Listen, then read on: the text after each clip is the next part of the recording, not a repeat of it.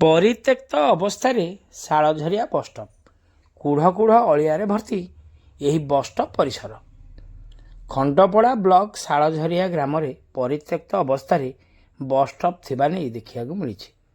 ମିଳିଥିବା ସୂଚନା ଅନୁଯାୟୀ ଖଣ୍ଡପଡ଼ାରୁ ଇଟାମାଟିକୁ ସଂଯୋଗ କରୁଥିବା ପୂର୍ତ୍ତ ବିଭାଗ ରାସ୍ତା ପାର୍ଶ୍ୱରେ ଏକ ବସ୍ଷ୍ଟପ୍ ନିର୍ମାଣ କରାଯାଇଥିଲା। ତେବେ ବସ୍ଷ୍ଟପ୍ ସମ୍ମୁଖରେ ଏବେ ଅଳିଆ ଗଦାର ଭ୍ରମ ଦେଖିବାକୁ ମିଳିଛି। କୁଢ଼ କୁଢ଼ ଅଳିଆକୁ ଲୋକେ ଅନାୟାସରେ ପକାଇ ଚାଲି ଯାଉଥିବା ବେଳେ ପଞ୍ଚାୟତ କର୍ତ୍ତୃପକ୍ଷ ସତେ ଯେପରି ଆଖି ବୁଜି ଦେଇଛନ୍ତି। ଅନ୍ୟପକ୍ଷରେ ଅସ୍ୱାସ୍ଥ୍ୟକର ପରିବେଶ ଯୋଗୁଁ ଲୋକେ ଏହି ବସ୍ଷ୍ଟପ୍ରେ ବସିବାକୁ ଉଚିତ ମଣୁନାହାନ୍ତି। ଫଳରେ କାହା ସ୍ୱାର୍ଥରେ ଏହି ପ୍ରକଳ୍ପଟି ତିଆରି ହୋଇଛି ତାହାକୁ ନେଇ ଏବେ ପ୍ରଶ୍ନବାଚୀ ସୃଷ୍ଟି ହୋଇଛି। ବ୍ଲକ ପ୍ରଶାସନ ଏ ଦିଗରେ ତୁରନ୍ତ ପଦକ୍ଷେପ ନେବାକୁ ସାଧାରଣରେ ଦାବି ହେଉଛି।